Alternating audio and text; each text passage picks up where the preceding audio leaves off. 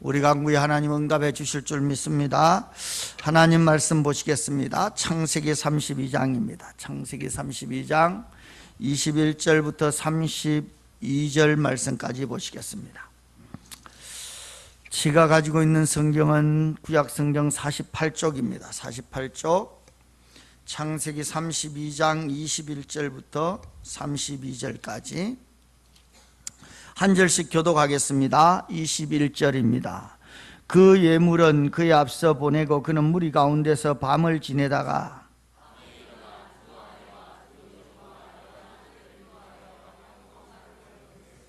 그들을 인도하여 시내를 건너가게 하며 그의 소유도 건너가게 하고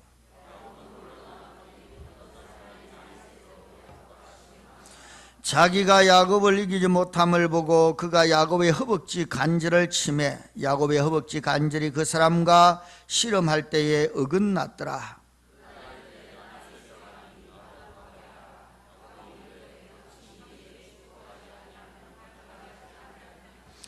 그 사람이 그에게 이르되 네 이름이 무엇이냐? 그가 이르되 야곱이니이다.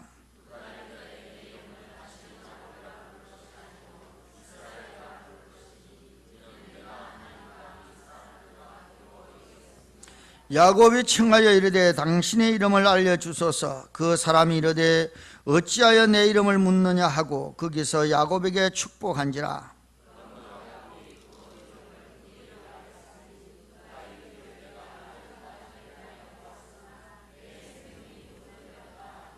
그가 번예를 지날 때에 해가 돋았고 그의 허벅다리로 말미암아 절었더라.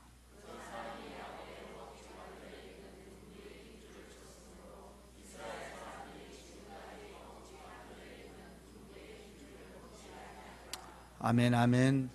오늘 말씀은 이상윤 부목사님 전해주시겠습니다. 새벽 부흥회 할 때는 수요 기도회 설교를 부목사님 하도록 이렇게 하겠습니다. 야곱의 씨름이라 하는 제목으로 말씀을 받겠습니다. 많이 은혜 받으시기 바랍니다.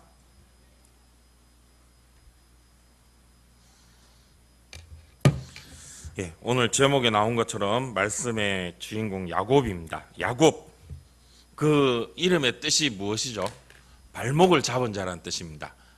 그는 태어날 때부터 이 1등을 원하는, 늘 앞서야 되고 자기가 모든 것을 가져야 되는 그런 욕심이 많은 사람이었던 것 같습니다. 그 이름이 발목을 잡은, 누구의 발목을 잡았습니까? 쌍둥이 형 에서의 발목을 잡았죠. 태어날 때부터 둘째는 못하겠다, 2등은 안 된다, 내가 1등 해야 되겠다. 그래서 형이 먼저 태어나는 것을 그 발목을 붙잡고 어떻게 해서든 지가 먼저 태어나려고, 이 뱃속에 있는 깐나맹이가 뭘 알겠습니까? 그런데 그렇게 태어날 때부터 1등을 하고자 하는, 자기가 가장 앞장서야 되고 자기가 모든 걸 다 가져야 되는, 그래서 그 일을 위해서라면 수단과 방법을 가리지 않는 그런 모습, 그것이 야곱의 모습입니다. 태어날 때부터 그랬던 야곱이 그 이후의 삶에서도 보면 계속해서 그런 모습입니다. 자라서 이제 형 에서는 들로 산으로 사냥을 좋아하는 그런 인물이 되었습니다. 열심히 사냥을 하고 돌아왔는데 하루 종일 밖에 뛰어다니다 보면 얼마나 배가 고프고 또 목이 마르겠습니까? 그런 에서 앞에서 야곱이 팥죽을 끓여 내놓습니다. 그런데 그냥 주지 않죠. 그 팥죽을 내놓으면서 뭐라고 얘기합니까? 형의 장자권을 내게 둬, 이렇게 얘기합니다. 그게 뭡니까? 이제 내가 형이 되고 네가 내 동생 해라, 이 얘기입니다. 형과 동생의 관계를 바꾸자. 팥죽 한 그릇으로 내가 형이 될 테니까 너는 내 동생 해라, 이렇게 얘기합니다. 에서는 일단 당장 배가 고프니까, 그리고 뭐 그래 그렇게 하자 한들 형과 동생의 위치가 바뀌겠느냐? 에서는 그렇게 쉽게 생각했죠. 뭐 그렇게 한들 그런다고 네가 내 형이 되고 내가 네 동생이 되고 뭐 그런 관계가 바뀔 수는 없는 거죠. 그거는 그야말로 하나님이 정해 주신 건데, 네하고 내하고 팥죽 한 그릇 먹고 뭐 이걸로 그래 내가 네 동생 할게, 네가 내 형 해라, 이렇게 한다고 되는 건 아니다. 에서는 그렇게 쉽게 생각했죠. 그러나 야곱은 그렇게 함으로 그것을 아주 중요하게 여기고 또 중요시 생각했다는 거죠.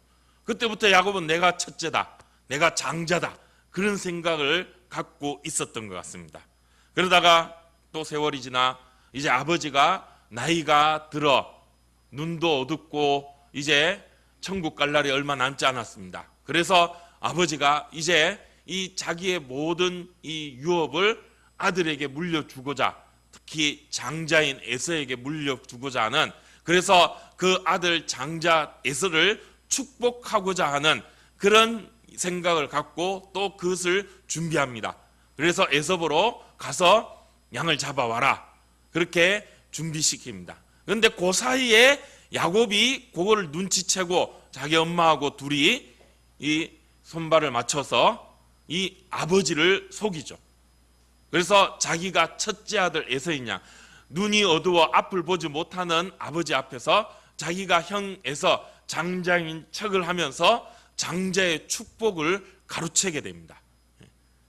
이 에서하고의 관계에서 뿐만 아니라 아버지에게서도 이제 명실상부한 내가 장자입니다, 첫째입니다 하는 것을 인정받고 하나님 앞에서 그 축복을 자기가 가로채는 그런 모습을 봅니다. 에서가 이제는 더 이상 참지 못하죠. 팥죽 한 그릇으로 형 동생 바꾸자 할 때는 그냥 장난으로 생각하고 오냐 그래 그렇게 하자 하고 그냥 팥죽 한 그릇 얻어먹고 그걸로 끝나는 그런 모습이었지만, 이제는 이게 그냥 쉽게 넘어갈 문제가 아니죠. 이게 이 장자권이란 거는 그저 단순히 축복하는 것으로 끝나는 것이 아니라 모든 재산의 권한과 뭐 이런 복잡한 문제들, 그런 것들이 다 담겨져 있는 것이죠. 에서가 거기서 이제 열받죠. 그래서 저 동생 야곱 그냥 내버려 두지 않겠다, 내가 기필코 저 동생 야곱을 죽이겠다, 이런 마음을 먹게 됩니다. 거기서 이 어머니가 이 야곱을 죽게 내버려 둘 수는 없어서 이 도망을 치게 하죠. 그래서 외삼촌 라반의 집으로 가게 됩니다. 거기서도 야곱은 그냥 있지 못하죠. 거기서도 야곱은 이 꾀를 내고 어떻게 해서든 자기가 취하고자 하는 것을 얻고자 합니다. 라반의 집에서 야곱이 취하고 싶었던 것, 갖고 싶었던 것 무엇이었습니까? 자기 아내 라헬을 갖고 싶었죠. 예쁜 라헬을 자기의 부인으로 맞이하고 싶었습니다. 그래서 외삼촌 라반하고 계약을 하죠. 7년 일하면 라헬을 너에게 시집 보내줄게. 그래서 열심히 일했습니다. 그런데 야곱보다 라반이 한 수 더 떴죠. 라헬을 안 주고 언니 레아를 넣어주면서 우리 동네는 법도가 이 언니보다 동생이 먼저 시집 가는 일이 없다. 그러니까 언니가 먼저 시집 가야 된다. 또 그렇게 얘기하면서 또 7년 더 일하면은 라헬을 너에게 시집 보내줄게. 또 얘기합니다. 그래서 울며 겨자 먹기 식으로 또 야곱은 또 열심히 일해서 결국 라헬을 얻게 되죠. 라헬과 레아 두 아내를 얻고 또 거기서 더 일을 해서 재산을 또 모으게 됩니다. 그런데 야곱이 그냥 지고 살 수는 없죠. 외삼촌 라반이 야곱보다 한 수 더 떠서 레아와 라헬 두 딸을 그냥 한꺼번에 야곱에게 다 시집 보내는 그런 일을 했지만, 야곱이 거기서 그냥 라반에게 그냥 지고 넘어갈 수는 없죠. 그래서 라반의 양떼들을 돌보고 또 그 재산을 돌보면서 자기 재산을 차츰차츰 더 키워나갑니다. 꾀를 내서 급기야 외삼촌 라반보다 더 많은 재산을 야곱이 모으게 됩니다. 그러니까 외삼촌이 그냥 보고 있겠습니까? 저 올 때는 혈혈단신 그야말로 어디 가서 뭐 살 길도 못 찾아가지고 그런 이 야곱이었는데, 이제는 자기의 두 딸도 다 취해서 결혼을 하더니 거기다가 재산까지 우리 집에서 일하면서 차츰 재산을 모으더니 나보다 더 많은 재산을 모은 거예요. 이거 그렇다고 해서 뭐 이렇게 뭐 횡령을 하거나 뭐 눈속임을 해서 착복을 하거나 뭐 어떻게 잘못된 그런 이 방법으로 재산을 차지한 건 아니에요. 분명히 성경을 보면 야곱은 야곱대로 정당한 방법으로, 소위 얘기하는 합법적인 방법으로 자기 재산을 불려나갔어요. 물론 그 가운데 이 꾀를 내고 술수를 쓴 그런 부분들이 있었습니다. 근데 그게 뭐 불법적이거나 어떤 뭐 이 이 약취를 하거나 뭐 이런 잘못된 방법은 없죠. 분명히 합법적인 방법입니다. 그런데 야곱의 재산이 많아지니까 이 라반이 외삼촌이 그냥 볼 수 있겠습니까? 같이 있을 수가 이제 없는 그런 상황이 되었던 것입니다. 그래서 결국 야곱이 이제 외삼촌 집을 떠나게 됩니다. 그래서 고향으로 돌아가자 마음 먹고 고향으로 가게 되죠. 지금 고향으로 가는 이 야곱의 모습, 고향을 처음 떠날 때는 완전히 다른 모습이었죠. 처음에는 이 형 에서에게 도망쳐 나오듯이 정말로 혈을 단신 아무것도 없는 홀몸으로 도망쳐 왔는데, 이제 고향으로 돌아가는 야곱은 그 모습이 어떻습니까? 본부인 둘에다가 첩 2명까지 부인이 4명이 되고, 그 4명의 부인에게서 12명의 아들을 얻게 되고, 또 재산도 엄청나게 많이 모은 부자가 되어서 이제 소위 얘기하는 금이 한양을 하는 그런 모습으로 야곱이 고향으로 돌아가게 됩니다. 그런데 그렇게 많은 것을 모으고 많은 이 부자가 되어서 정말로 처음 떠나올 때와는 완전 다른 그런 모습으로 돌아가는, 고향으로 돌아가는 야곱이지만 떳떳하지 못하고 또 마음이 불편합니다. 불안합니다. 걱정이 됩니다. 뭐가 걱정이 되죠? 형 에서가 걸리는 거죠. 평생의 이 컴플렉스죠. 이 형 에서를 그렇게 태어날 때부터 뛰어넘고 싶고 자기가 형이 되고 싶고 그렇게 이 형 에서를 어떻게 해서든 넘어서려고 했던, 그렇게 발버둥 쳤던, 그래서 수단과 방법을 가리지 않고 어떻게 해서든 이기고자 했던 야곱이었지만 결국 형을 못 이기고 있어요. 이 강박관념이죠. 컴플렉스죠. 지금 고향으로 돌아가는 야곱, 부자가 되어서 돌아가지만 형 에서에 대한 불안감을 떨쳐낼 수가 없다는 것입니다. 이게 컴플렉스, 강박관념. 어느 누구에게나 우리에게는 다 그런 마음이 있습니다. 정말로 내가 갖고 싶고 이루고 싶고 성취하고 싶고, 그래서 그것을 위해서 열심으로 달려갑니다. 그런데 그럼에도 불구하고, 그래서 공부도 열심히 해서 1등하고 또 돈도 많이 모아서 그 어느 누구보다 더 많은 부자가 되고 또 높은 지위에 올라서 남들 이 발 아래 두며 그렇게 떵떵거리며 그렇게 살아가는 모습, 그렇게 높은 지위도 가지고 모든 걸 다 가진 것 같아도, 그래도 우리 사람은 근본적으로 마음속 한것 어느 부분은 허전하고 채울 수 없는 부분들이 반드시 있을 수밖에 없다는 것입니다. 그것 때문에 열심히 삽니다. 그런데 결국에는 그렇게 열심히 살고 열심히 하고 노력하고 애쓰고 밤새고 그렇게 해도 채울 수 없다는 것이죠. 극복할 수가 없다는 것이에요. 그래서 많은 사람들이 보면 열심히 일해서 1등하고 돈도 많이 벌고 명예도 얻고 또 그렇게 많은 사람들로부터 칭송받고 정말 모자랄 것 없고 모든 걸 다 가진 것 같은 사람인데도 불구하고 엉뚱한 행동을 하고 돌출 행동, 돌발 행동을 하는 그런 모습들을 우리가 보게 됩니다.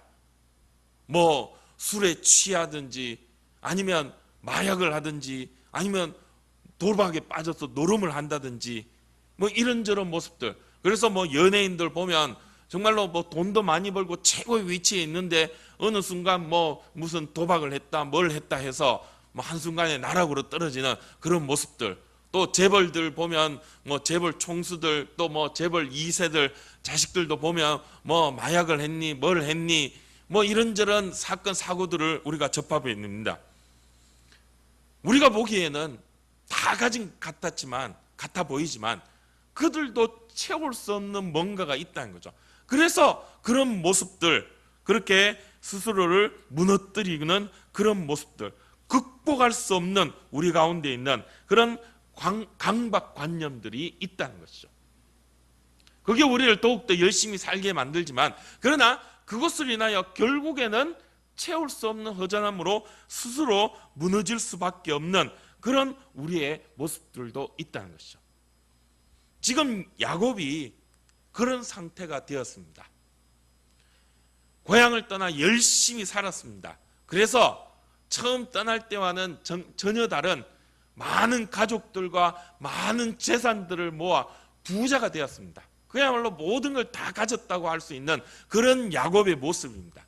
그런데 그 야곱 마음속 한구석에는 형 에서에 대한 불안감을 떨쳐버릴 수가 없습니다.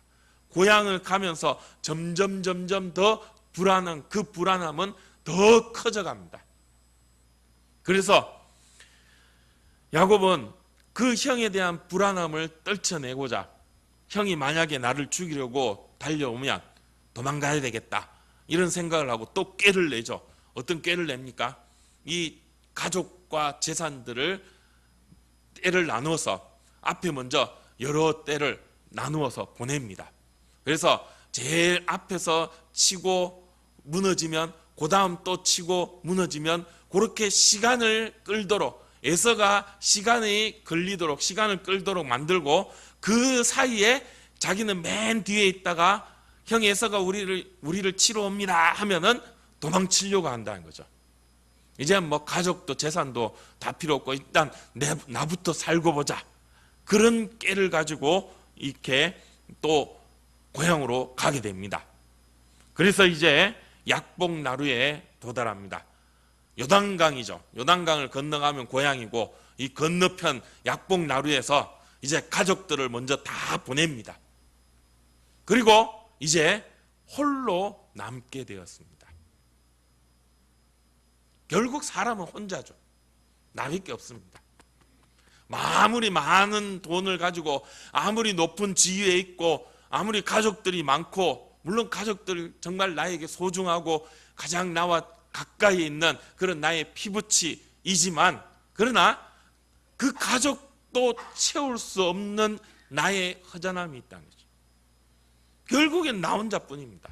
돈도 필요 없고 명예도 필요 없고 친구도 필요 없고 가족도 필요 없고 다 필요 없고 결국엔 나 혼자밖에 남지 않는다는 거죠. 아니 하나님께서 그렇게 홀로 남게 만드신다는 것입니다.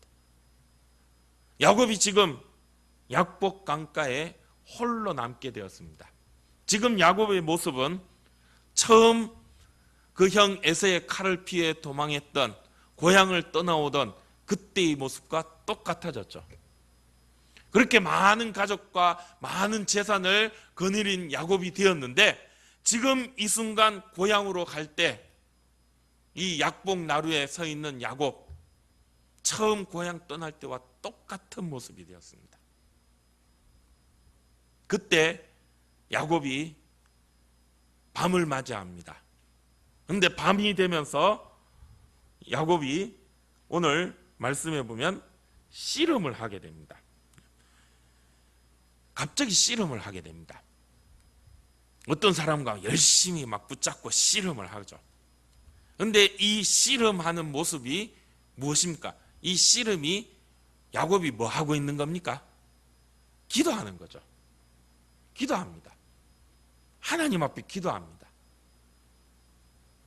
이제 야곱은 의지할 게 아무것도 없습니다. 돈도 명예도 가족도 그 어떤 것도 의지할 수 있는 게 없습니다. 이제는 오로지 하나님밖에 없죠.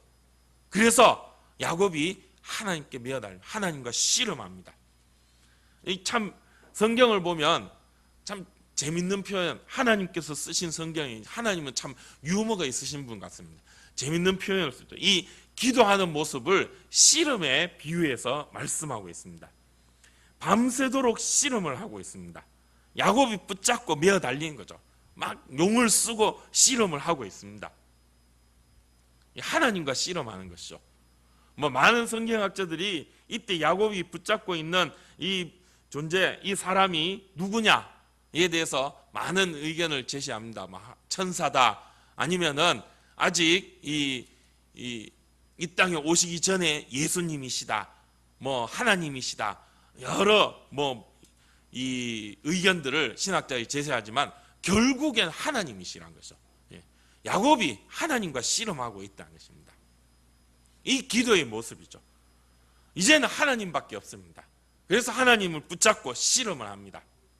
근데 이 씨름이란 게 어떻습니까? 이 씨름은 힘겨루기죠. 예. 서로 이 힘을 겨루는 겁니다. 네가 세나 내가 세나 서로 붙잡고 힘싸움을 하는 거죠. 그래서 힘센 사람이 이기는 게 씨름인 것입니다. 야곱이 하나님과 씨름을 하고 있습니다. 사실 이 하나님과 사람이 힘겨루기를 한다는 게 이게 가능한 일입니까? 불가능하죠. 하나님은 어떤 분이십니까?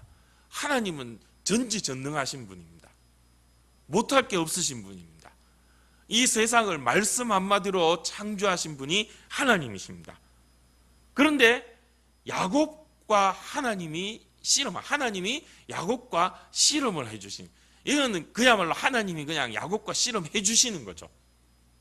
야곱이 하나님과 겨뤄서 이긴다고 붙잡고 있는데 이 모습을 한번 머리로 그려보시죠. 야곱이 하나님과 지금 붙잡고 씨름하고 있는데 이게 상대가 되겠냐 말이죠.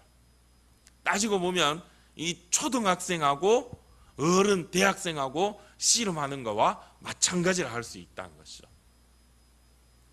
애초부터 게임이 안 되는 것을 하고 있다는 것입니다.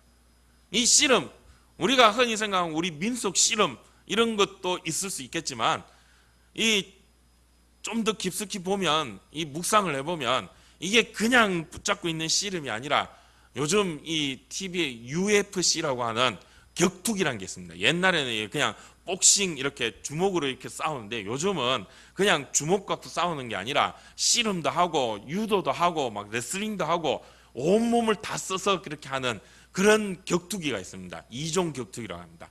막 보면 정말로 무시무시할 정도로 격하게 싸우는 그런 스포츠가 있는데 지금 그런 이 UFC 이종 격투기와 같은 그런 씨름을 하고 있다는 거죠. 처절한 싸움입니다. 이거. 야곱이 그야말로 목숨 걸고 하고 있는 그런 싸움이란 것이죠.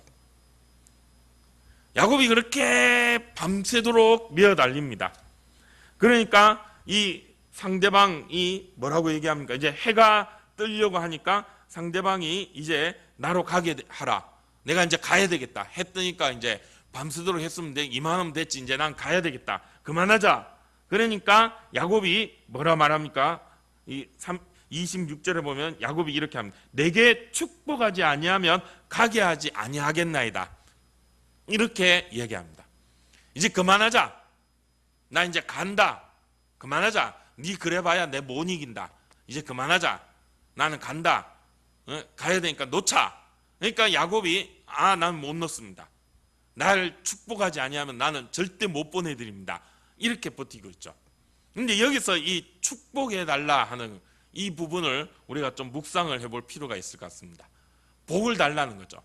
근데 야곱이 이때 축복해달라고 하는, 복을 달라고 하는 이 복이 무엇일까요? 살려달라는 것입니다. 솔직히 지금 야곱은 부족한 게 없는 상태예요. 돈도 많이 모았고 가족도 많고 아들이 12이나 됩니다. 아들 12 된다면 당시에 이 아들이 12이라 그러면 이게 뭐 한 군대와 마찬가지고, 지금 야곱의 모습은 이게 그냥 우리가 단순히 그냥 부자 정도로 생각하는데 야곱이 거느린 이 무리에게는 이 한 나라를 이룰 만큼 되는 그런 모습이라는 거죠. 고대 시대에 이 정도 되면은 어디 가서 깃발 하나 꽂고 내가 왕이다 하고 나라를 하나 세울 수 있을 만큼의 그런 이 재산과 능력을 야곱이 갖고 있는 상태라는 거죠. 뭐 솔직히 얘기하면 이제 더 이상 부족할 게 없는 야곱의 모습이었지만, 그러나 야곱이 살려달라고 매달립니다. 형 에서로부터 나를 살려주십시오. 하나님한테 그렇게 매어달립니다. 끝까지 매어달리죠. 그러자 이 하나님께서 어떻게 하십니까? 야곱의 허벅지 관절을 치셨어요. 옛날 성경은 환두뼈라 그러죠. 이 허벅지 관절을, 이 말하자면 이 대퇴골, 이 고관절이라고 우리 흔히 얘기하죠. 거기를 쳤다는 거죠. 그래서 그것이 어긋나 버렸습니다. 이 고관절을 다치면 어떻게 됩니까? 이 대퇴부 쪽에 이쪽으로 뭐 다치거나 또 뼈가 상하거나 이쪽이 다치면은 어떻습니까? 못 걷죠. 못 걷는 정도가 아니라 서 있지도 못합니다. 이 대퇴부를 다치면은 꼼짝 못하고 누워 있어야 됩니다. 지금 야곱이 그 허벅지 관절을 다쳤어요. 이 대퇴부 쪽 이쪽 고관절을 어긋나 버렸다는 거죠. 그러면 야곱은 서 있을 수가 없어요. 이 이제 씨름을 할 수가 없는 것이죠. 씨름뿐만 아니라 그냥 단순히 서 있지도 못하는 그런 형편의 야곱입니다. 그런데 야곱은 끝까지 붙들고 있다는 거죠. 이 허벅지 관절, 고관절이 고장나서 어긋나서 더 이상 서 있을 수도 없음에도 불구하고 끝까지 야곱은 붙들고 있다는 것입니다. 우리는 이 모습을 보면서, 이 말씀을 보면서 야곱이 끝까지 잘 붙들고 정말로 끈질기게 붙잡고 늘어지고 있구나, 그런 끈질김, 이게 필요하다, 우리는 이렇게 생각합니다. 그런데 입장 바꿔 생각해 보면 그렇게 야곱이 매달린다고 해서 하나님이 그 야곱을 감당하지 못하시겠습니까? 그냥 손 놔라 하고 손 붙잡고 있는 손 확 훑어내면은 야곱은 저 멀리 나동갈아질 수밖에 없을 것입니다. 하나님이 어떤 분입니까? 하나님의 능력이 그 야곱 하나 감당 못할 하나님이 아니시죠. 저리 가라 하고 이 막말로 입김을 한번 훅 불어도 절로 휙 날아가 버릴 만큼 그런 하나님이시란 거죠. 그런데 야곱은 붙잡고 있다는 거죠. 어떻게 이게 가능하죠? 하나님이 그냥 내버려 두신다는 것입니다. 사실 야곱이 붙잡고 있는 것 같지만 저는 이 말씀을 보면서 이게 야곱이 붙잡고 있는 게 아니라 하나님이 붙잡고 계시는구나 하는 것을 보게 됩니다. 하나님이 그 야곱을 붙잡고 계시는 거죠. 이 허벅지 관절이 나가서 더 이상 서 있을 수 없는 야곱인데, 야곱은 지가 붙잡고 지가 매달린다고 생각하고 있지만 사실은 하나님이 붙잡고 계신다는 거죠. 시작은 야곱이 했는지 모르겠습니다.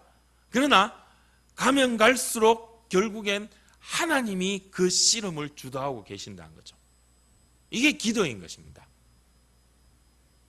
우리는 내가 기도한다 생각하죠.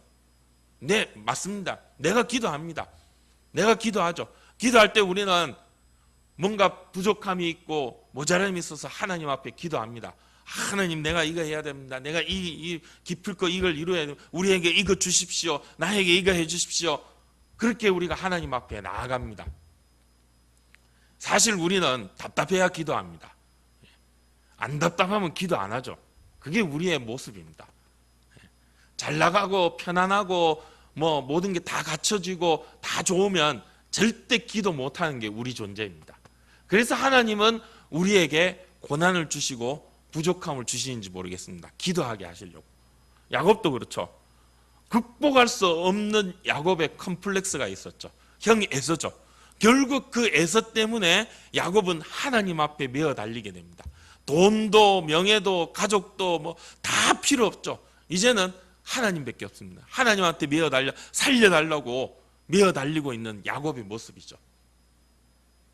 홀로 남아 하나님과 독대하며 하나님과 씨름하고 있는 것이죠. 오늘 우리 이 기도의 자리가 이런 자리가 되어야 될 줄 믿습니다. 아니, 하나님께서 그렇게 해주십니다. 우리는 야곱과 같이 내가 극복할 수 없는 그 어떤 것을 가지고 하나님 앞에 나옵니다. 그래서 그것 좀 이루어 달라고 하나님 앞에 메어 달리고 씨름을 합니다. 내가 하나님 이거 안 해주시면 내가 절대 이거 안 놓습니다. 내가 오늘은 기필권에 하나님한테 이거 받아내고 말겠습니다 하고 막 메어 달리고 붙잡고 있죠. 내가 하는 것 같아 보이지만 사실은 내가 하는 게 아니죠. 하나님이 하시는 겁니다. 진정한 기도는 내가 하는 것이 아니라 하나님이 하게 하시고 하나님이 하시는 것이죠. 야곱은 평생을 에서를 뛰어넘고자, 그 에서를 극복하고자 온갖 수단 방법을 가리지 않고 그렇게 살아왔습니다. 자기 힘을 믿고 살아왔죠. 내가 할 수 있다. 저 형에서도 내가 분명히 극복할 수 있다. 내가 장자가 될 수 있다. 그리고 외삼촌 라반 집에 와서도 저 라헬, 분명히 저 이쁜 라헬을 내 마누라 삼아야 되겠다. 내 여자로 만들 수 있다. 그렇게 달려왔죠. 그리고 또 저 외삼촌 라반보다 내가 더 큰 부자가 될 수 있다. 난 기필코 할 수 있다. 그래서 결국 다 이루었습니다. 다 가졌죠. 그런데 야곱은 그래도 채울 수 없는 게 있다. 그래도 불안하다. 걱정이 되죠. 죽을 것 같고 더 이상 어떻게 할까? 이제 나는 어떻게 해야 되지? 그동안 자기가 가지고 있던 거 다 가졌는데 그게 더 이상 아무 쓸모가 없고 아무 필요가 없게 됐다는 거죠. 그래서 홀로 약복나루에서 하나님 앞에 서게 됩니다. 결국 하나님이 야곱을 그렇게 부르셨다는 거죠. 20년 세월을 보내면서 결국 야곱에게는 하나님밖에 없다. 그 답이 나왔죠. 그래서 하나님과 씨름합니다. 그리고 하나님께서 그의 허벅지 관절을 치시며 그에게 가르쳐 주셨죠. 이제는 내가 한다. 네가 하는 게 아니라 내가 한다. 그러면서 하나님께서 야곱에게 이름을 물으십니다. 네 이름이 뭐냐? 야곱이 대답하죠. 야곱입니다. 발목 잡고 태어난 야곱입니다. 그런데 하나님께서 야곱에게 새 이름을 주십니다. 이제 너는 이스라엘이다. 이스라엘이다. 이스라엘. 그러면서 하나님이 하나님과 및 사람들과 겨루어 이겼음이라 말씀하셔. 너는 이제 이스라엘이다. 네가 하나님을 이겼다. 사람을 이겼다. 라고 말씀하시지만 이 이스라엘이라는 말의 의미를 살펴보면 하나님이 다스리신다는 것입니다. 하나님이 하신다는 뜻입니다. 네가 하나님 이겼다 라고 하나님께서 야곱에게 너 이겼다, 너 윈 승리하고 야곱의 손을 들어주셨지만 야곱이 이겼습니까? 하나님이 이기신 거죠. 야곱은 이 약복나루에서 진정한 하나님을 만나게 되었습니다. 물론 그 이전에 이 아버지 이삭, 할아버지 아브라함으로부터 하나님에 대한 얘기는 숱하게 들었겠죠. 어린 시절부터 하나님에 대한 그런 이 이야기는 엄청나게 들었을 것입니다. 그렇지만 그건 단순히 그때까지는 단순히 할아버지의 하나님, 아버지의 하나님이었지 내 하나님은 아니었다는 거죠. 그런데 이 약복나루에서 씨름을 하면서 야곱은 이제 나의 하나님을 만나게 되었다는 것입니다. 야곱의 삶이 이 이후에는 완전히 바뀌게 됩니다. 이 이후에 야곱이 이제 형 에서를 만나는데 에서가 야곱을 환대해 주죠. 자기가 걱정했던 것과는 달리 에서가 그 동생 야곱을 너무 환대해 주고 또 자기 사는 동네에 야곱이 살 수 있는 거처를 마련해서 거기 살도록 그렇게 해줍니다. 그래서 거기서 편안하게 잘 삽니다. 그런데 모든 게 다 편안하고 다 잘 되어 가는 것 같은데 그때 뜻하지 아니한 사건이 생깁니다. 이 딸이 겁탈을 당합니다. 그래서 이 딸의 겁탈당한 것을 오빠들이 보고 여동생 겁탈당한 것을 그냥 볼 수가 없어서 그 겁탈한 세겜이라는 사람에게 찾아가서 그 세겜과 가족을 다 죽여버립니다. 사실 세겜이 이 딸 디나를 겁탈을 했지만 그 이후에 이 세겜은 디나를 사랑해서 자기 부인으로 맞아들이려고 했습니다. 그래서 거기에 합당한 대가를 다 치르고 정식으로 이제 저에게 시집 보내주십시오. 정식으로 결혼해서 살겠습니다. 그렇게 얘기하고 마무리가 되었어요. 그래서 사실 이 디나의 문제는 거기서 해결이 되었는데 그런데 이 오빠들이 그걸로는 우리는 그냥 저렇게 내 여동생 저기에 시집 못 보내겠다 해가지고 결국 그 세겜과 그 가족들을 다 쳐버리는 몰살시키고 그 재산들을 다 가져와는 그런 일을 저지르게 되죠.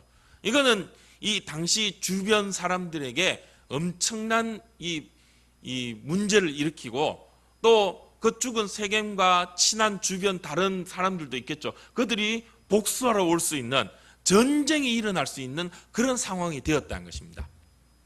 옛날에 야곱 같았으면 이런 상황에서 또 꾀를 내고 술술 부렸겠죠. 자기 형 에서의 힘을 빌리든지 아니면 주변 사람들 주변 누구를 만나서 정치적으로 또 이런저런 여러 이 술수들을 또 꾀를 내서 그렇게 문제를 해결하려고 들었을 것입니다. 그런데 이제 이스라엘이 되어서 야곱은 자기의 꾀를 부리거나 자기의 능력, 자기의 힘으로 이 문제를 해결하려고 하지 않죠. 가족들에게 야곱은 선포합니다. 이제 우리가 베델로 가자. 하나님 앞에 나아가자. 베델은 야곱이 처음 하나님을 만났던 곳이죠. 하나님께로 나아가자. 하나님께 엎드리자. 이 바뀐 야곱의 모습, 이스라엘로 바뀐 야곱의 모습인 것입니다. 오늘 우리가 이 시간, 이 저녁 기도하러 하나님 앞에 나왔습니다. 야곱과 같이 우리는 하나님과 씨름하려고 덤벼들 것입니다. 그러나 하나님께서 결국에는 우리의 허벅지 관절을 꺾으실 것입니다. 어긋나게 하실 것입니다. 우리로 꼬꾸라지게 만드실 것입니다. 그리고 하나님께서 우리에게 말씀하실 것입니다. 이제 내가 한다. 너는 가만히 있으라. 내가 책임질게. 내가 이끌어갈게. 그것이 믿음인 것입니다. 이 시간 우리가 기도하면서 야곱과 같이 진정한 하나님을 만나는 그런 기도의 자리가 되기를 축복합니다. 참된 하나님을 의지하며 내 힘, 내 능력, 내 의지로 하는 것이 아니라 하나님의 은혜로, 하나님의 능력으로 하는 그런 믿음으로 나아가는 그런 하나님의 응답을 받는 이 기도의 시간, 기도의 자리가 되기를 주님의 이름으로 축복합니다. 기도하겠습니다. 하나님 은혜 감사합니다. 오늘도 이 저녁 저희들을 불러주시고 하나님 앞에 예배하며 기도할 수 있게 하여 주심을 감사합니다. 이 시간 야곱과 같이 우리가 하나님과 씨름하며 하나님 앞에 메어 달리지만 결국 하나님이 하시고 하나님이 이루심을 믿습니다. 주님 뜻대로 하시었고 야곱이 이스라엘이 된 것처럼 저희들도 오로지 하나님만 바라고 구하는 믿음으로 승리하는 이 기도의 자리가 되게 하여 주시옵소서. 예수님의 이름으로 기도드립니다. 아멘. 할렐루야. 은혜 많이 받았습니다. 오늘 밤 하나님 앞에 기도할 때 하나님 우리 기도에 응답해 주실 줄 믿습니다.